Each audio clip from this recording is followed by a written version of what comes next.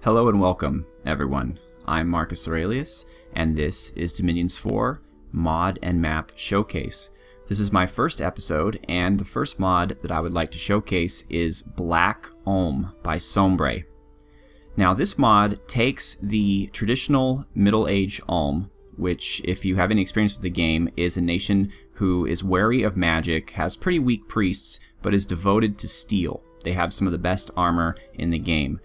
And Sombre, with this mod, supposes that this is a separate version of Middle Age Ulm that, rather than steel, creates their weapons and armor using Bane metal from the underworld. So it's a darker version of Ulm, and it's really cool. So let's get started. I'm also going to be showing off a map called Gaia's Whispers, which is by a gentleman by the name of Cymoth. And it is a beautiful map, but for the purposes of my LPs, it's just too many provinces. It's too big. So I figured this is a great opportunity to show it off. Okay, Black Ulm is in the Middle Ages. And we'll just go with a random enemy. Here it is, Black Ulm, Banefire Forges. Ulm was once a wild land of warriors with iron wills and steel arms, but fear of magic and change led to their defeat at the hands of Urmor. Bested by professional soldiers and terrorized by powerful death mages, the Iron Men of Ulm were forced to learn humility. Over time they adapted, throwing off their increasingly decadent oppressors by turning their strengths against them. Discipline and progress replaced tradition and superstition. The ancient riddle of steel was not enough. So the smiths of Ulm looked to the materials of the underworld. Where Urmor had abused death magic and sealed their fate, Ulm would take the arms of the underworld and put them in the hands of steel-willed men. Armed with Bane metal and aided by the mysterious Bane Eater cult, Ulm is now ready to reclaim their pride. Though magic can barely take root here, the underworld provides a rich alternative source of power. Now, this is a race of humans. Their military is heavy infantry, Bane metal armed elites, and undead servants. They have magic in earth, fire, and death. They have smiths who are drain immune, and crafters. They have no priest. Faith is for the weak. Okay, so this nation has its own pretender. I believe there's only one. And that is the, well, what are you exactly? The Banefire Oligarch. The underworld is organized into a strict hierarchy with formless souls and lesser undead at the bottom, Banes and Bane Lords ruling over constantly clashing armies of wights, and above them the oligarchy ruled by the Lord of the Underworld himself. The Banefire Oligarch was the first of his kind to come to the mortal world. Banefire wrested from Anthrax himself, lighting his path across the Shadelands. He granted his Bane blade to the Bane Eater cult and is now armed with a great staff constructed from the powdered bones of 1,000 criminals. Those who attempt to strike him will be blasted with sickly green banefire. The Banefire Oligarch intends to become Pantocrator and secretly wishes to unseat the Lord of the Underworld himself. So it's kind of like a giant angel with banefire coming out of his skull, and he has this magic staff that kind of looks like a broom. But he has a banefire shield which surrounds him. He flies, is ethereal, need not eat, undead, poison resistant, cold resistant, fire resistant, and he causes a fear of 7, which is quite a bit. He starts with 2 death, 1 astral, and 1 fire. Now, I'm not going to waste too much time with this. I'm just going to go right into it.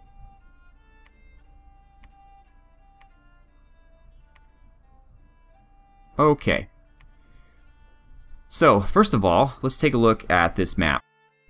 I'm going to try to zoom out so you can really see it. It is a wraparound map, both side to side and up and down.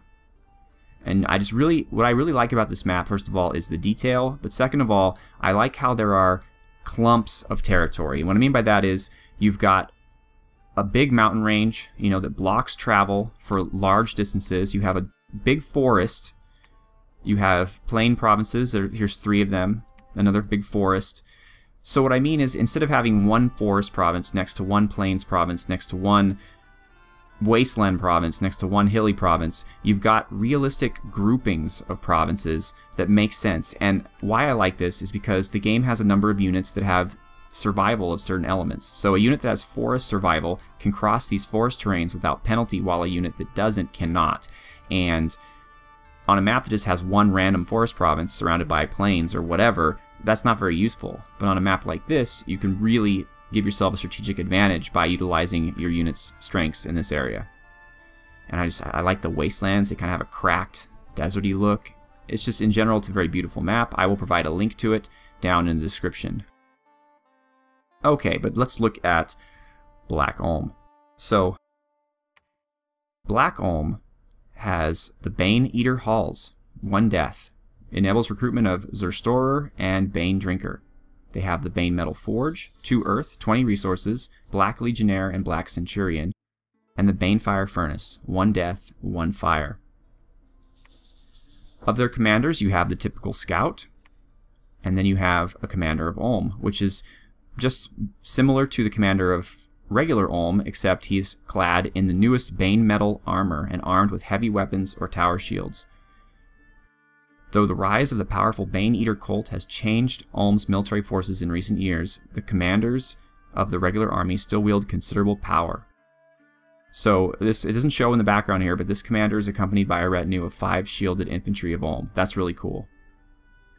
So they come with a Bane Metal helmet and full plate, which you can see has really high protection, and they have a Bane Metal hammer, which has blunt magical damage, and those killed will rise as soulless beings. And that's just the basic commander. Then you have an Maul-wielding version of that commander with Bane Mail full plate and helmet, so again, ridiculously high protection, and a Bane Metal Maul, which again, blunt damage 21. Now you can see the magic resistance is still low, just like regular Ulm, and the defense is obviously low because it doesn't have a shield, but the protection is 23. I don't think I've ever even seen protection that high on a regular unit, so that's awesome. But look at this, 69 resource cost. Then you have the Bane Eater. He's a regular 1 death mage who is a heretic, a minor one, and he is an adept researcher. He has a magical Banefire strike attack. The Bane Eater cult were the first to make the sacrifices necessary to truly begin to harness the power of the underworld. Bane Eaters are so named because they regularly imbibe material from the underworld. Initiates eat only ground up Bane metal, and even then, the casualty rate is high. To become a true Bane Eater, though, one must consume powder made from a Bane blade direct from the underworld. Yikes. The Bane Eater cult is extremely influential, but is still subject to the law of Ulm and the authority of the military, particularly the Black Legion. Unlike the Smiths, Bane Eaters routinely make direct contact with denizens of the underworld, a practice which makes them excellent researchers. They are vulnerable to magical drain, and it is said by some dissidents that the cult are attempting to reverse the loss of magic across Ulm. These are typically discovered by the Nachtwacht to be secret faith dealers and traders working for the Shattered Iron Faith. So just like regular Ulm, this is kind of a dark and stormy environment. This is a Banefire Crafter. He is the smith of this nation. 2 fire, 1 earth, 1 death, and a 10% chance of another fire or death. They are fire resistant, old age. They are a mundane researcher, so drain doesn't affect them. They have a resource bonus and a forge bonus. They also have a Banefire Lantern weapon, which gives small area fire and decay. While the Smiths are unquestioned in the world of Bane metal, it is the Banefire Crafters who control the great Banefire Furnace of the capital, and are the closest to understanding this unearthly flame. The Crafters are a reclusive order of former Smiths who believe Bane metal is merely a distracted side product of the real treasure, Banefire. Because only they can properly control the furnace, they are tolerated by the Smiths, though they are regarded as rather unstable, probably as a result of working too closely with Banefire. Indeed, it is said their dreams are haunted by visions of Anthrax, the elemental king of Banefire, and many incidents of arson have been linked to the order. Nonetheless, they are superb craftsmen and have recently perfected a method to crystallize Banefire, using it to power their magic and in their lanterns to smite their foes. Then we have the regular Bane Metal Smith, 1 fire, 2 earth, 1 death, and a 10% chance of earth and death. They are also mundane researchers, also old, also have a resource bonus, though not as much, and a forge bonus. And the flavor text is basically just the same. The Black Centurions. These guys are cool. They actually have Bane Blades, which are a magical artifact that you can forge. They have Patrol bonus, a Defense bonus, a Castle Storming bonus, a Pillage bonus, and they have a Fear of 5. That's just a regular recruitable commander, folks, not even a summon. But they're expensive. 87 resources and 200 gold. They are the elite of Ulm, soldiers selected at a young age for their physical abilities and aggression and trained into a force with a will of steel. They are the only soldiers granted true Bane swords taken directly from the underworld. The Legion trace their origins back to the conquest of ancient Ulm by the forces of Ermor, but consider their equivalents in Ermor and Pythium weak, decadent, and poorly equipped. They also have a retinue of 5 Legionnaires. And then finally we have the Bane Drinker. This is the main mage, I guess, of the nation. 3 death, 1 astral, 1 fire. Fire resistant, need not eat, ethereal, old, a rather strong heretic, and an adept researcher, a really good one, +7. So it already appears like the units of this nation are incredibly expensive, so you won't be fielding very many of them, but they are elite. So, as we discovered, the Bane Eaters eat material from the underworld. The Bane Drinkers are the most powerful members of the cult and live solely on water from the rivers of the underworld infused with the essence of the netherworld. This grants the drinkers great insight into the barriers between worlds, but the more they drink, the more they slip away. The drinkers have formed a pact with the Lord of the Underworld, exchanging mortal souls for knowledge and power. They are vulnerable to magical drain, and it is said by some dissidents that the cult. Okay, so the units. We have our standard Arbalester, which is like a crossbow, only longer range, more damaging, but it only fires, I believe, every 3 turns as opposed to every 2. That's correct. Armor piercing. We have infantry of Ulm with battle axes, mauls, hammers, and morning stars, just like traditional Ulm. And then we have the Bane Metal guys with the maul, which is a magical weapon, and the Lantern, which is a magical weapon that has a small area of fire and decay, like the Crafters. We have the... Oh, so instead of Pikeneers, we have the Nachtwachter. They're a patrol bonus of 2, and they're a formation fighter. So apparently these guys are the military arm of the Bane Eater cult, and they make almost a quarter of the Ulmish armed forces. They were originally a vigilante group, attempting to put a stop to crime, but they quickly rose to power after officially declaring themselves part of the Bane Eater cult. They're extremely loyal to the Bane Eaters and will keep order by any means necessary, for no progress comes without sacrifice, and this is a lesson the people of Ulm must understand well. I love this unit. I just think this sprite is awesome. You know, whoever created it, they're called Liederfrau, and they are the ranged unit of this nation. In ancient times, Ulm was known as a land of warriors, where even the maidens took up the arms of war to defend their land. This is congruent with early Ulm. The state of Black Ulm drew on this history when they formed the Liederfrau militia, comprised entirely of women who have chosen to dedicate years of their life to support the army. The majority of the Liederfrau do not see combat and act in a support role, but an increasing number of them have taken to the front lines, acting as a versatile light infantry, following the legends of shield maidens and female archers of a time before the Ermorian invasion. The Liederfrau are armed with a unique combination of shortbow, shield, and sword. Although the Liederfrau are capable, they are still a militia unit and have been taught to withdraw in the face of serious casualties. They have a range of 30, pierce damage. So they're probably the first troop that we've seen so far that you could actually recruit large numbers of that don't require too much in the terms of income or production. Now these guys are really cool. They are undead, soulless infantry. They are unfortunately undisciplined, but they are amphibious, poorly, and they are poison resistant, of course, being undead. So, as you can see, they're very cheap. 1 gold, a lot of resources, but they have almost no attack skill, defense skill, or precision. So, they're basically tanks. You utilize them in the front lines to be tanks. These shambling undead are no real substitute for mortal warriors, but are useful for shielding mortal troops or tiring enemy elite, and may be produced in large numbers given sufficient resources. So, if you were to say take a turmoil domain, but with high production, you can recruit a lot of these guys. Then we have the Black Legionnaire, the elites. Just like their commander, they are good at defending forts, good at breaking down forts, they have a patrol bonus, and they pillage. They also have the Bane Blades, just like their commanders. Legionnaires have taken to painting skull visages over their helmets to instill fear in their foes and pay homage to the power of the underworld, though they do not in and of themselves cause fear. And finally, the Zerstorer, who is an undead unit with a patrol bonus of 2, has a Wraith Sword.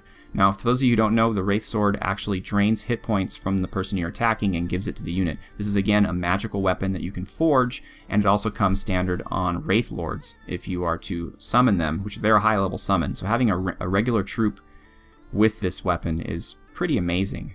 And their stats, well, their cost is not that bad compared to some of the other guys, so, The Zerstorer are the elite of the Bane Eater cult, rivaling the Black Legion in their reputation for strength and skill at arms. They are armed with the Wraith Swords, created by linking a Bane Blade with the Netherworld, an ethereal plane between this world and the Underworld. These weapons are extremely powerful and can drain the life from the living, but their use comes at a great cost. One who wields a Wraith Sword created by the Bane Eaters will immediately lose his soul to the weapon. Though his body will continue to live, his soul will be forever trapped in the blade. The Zerstorer feels no pain and knows little fear or compassion. He has become little more than a harvester of souls. The truth known only to the drinkers is these souls are sent to the Lord of the Underworld himself. So you can see that this nation has quite a bit of drama and darkness to them. They're very cool. They also, I believe, have some spells. Yes, they can contact Ashen Angel, which I believe is a battlefield spell, but they can summon it as a commander. They can summon bears, like regular Olm. Now, they can also, I believe, yeah, this is a ritual that you can summon Lamashtas. Now you know that these are units that you can summon during battle, and they run around killing everything, but apparently this nation can summon them as a commander who is, I guess, loyal to them. That's pretty cool. And finally, you can contact an oligarch, which I believe is the same as our pretender, just one of those giant skeletal death-looking dudes with the staff, and they have some magic and they strike fear. So that's going to be your ultimate super combatant summon. I think that is it for the magic, but I'll do a quick look. Well, okay, Bane Metal Shards. The caster hurls a handful of jagged Bane Metal Shards at his foe. The shards are particularly lethal to magic creatures and are enchanted with the foul wind of the underworld, which will cause living flesh to shrivel and decay. Lesser Bane Fire, large area decay. Is there greater Bane Fire? I guess not.